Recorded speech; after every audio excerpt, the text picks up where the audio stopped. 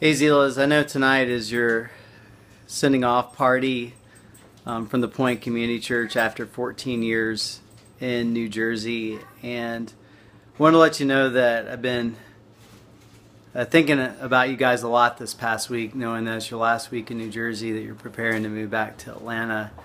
And I have to say, I've gone back several times in my mind to that. It was a January or February evening in 2004 when Chris and I sat down with you at Waffle House and shared with you that we were moving to New Jersey to plant a church that summer, and we just really sensed God wanted us to ask you to consider moving with us.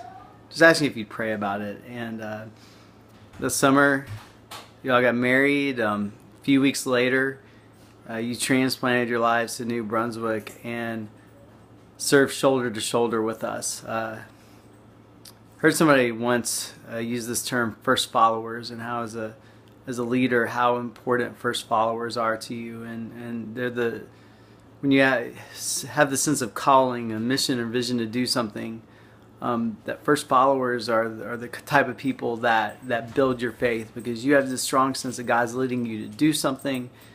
But when you see somebody else say yes and go all in because they know God is telling them to do the same thing, it just builds your faith. It encourages you. It motivates you to pursue what God's calling you to do even more. And I think it'd be an understatement to say, especially in those early days, that you guys were that for both myself and for Kristen.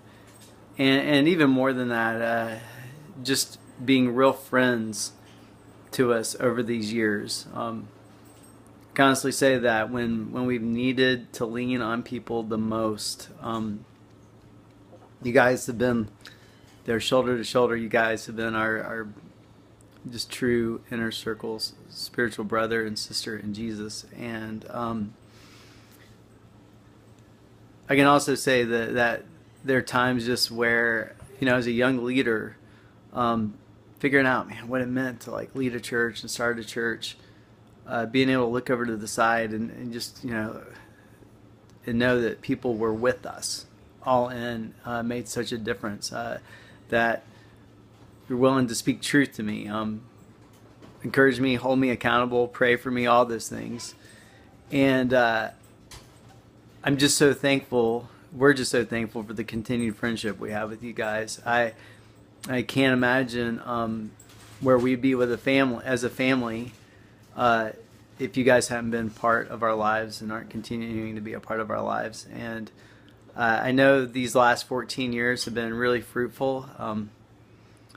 Sometimes I take it for granted, honestly. I think it's just going so fast and furious in those early days that I forget, how special it was in those first months to see guys like Fred and Frank commit their lives to Jesus and go all in.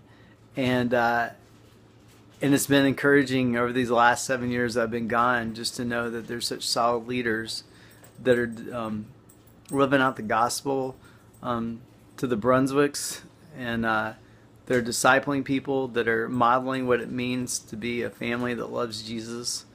And you guys are all that. I know these last 7 years have been so good for you, or last 14 years, excuse me, have been so good for you guys, and God's used you in such significant ways and shaped your family in amazing ways. And I'm really excited for you to get a chance to move back to Ackworth. I mean, just a few miles from that Waffle House, in fact, right? And I know it's going to be a special time to be close to your families again. And I have no doubt that God is going to use you so much there. So just know that I love you. Know Chris and I love you guys, that we're praying for you during this transition. We wish we could be there tonight just to share and to pray over you and give you a big hug. And so it really wouldn't be a true Kevin Pound send-off unless I gave you a chips and salsa toast. So on that note, hope you eat some chips and salsa for me tonight. I'll see you guys soon. Bye.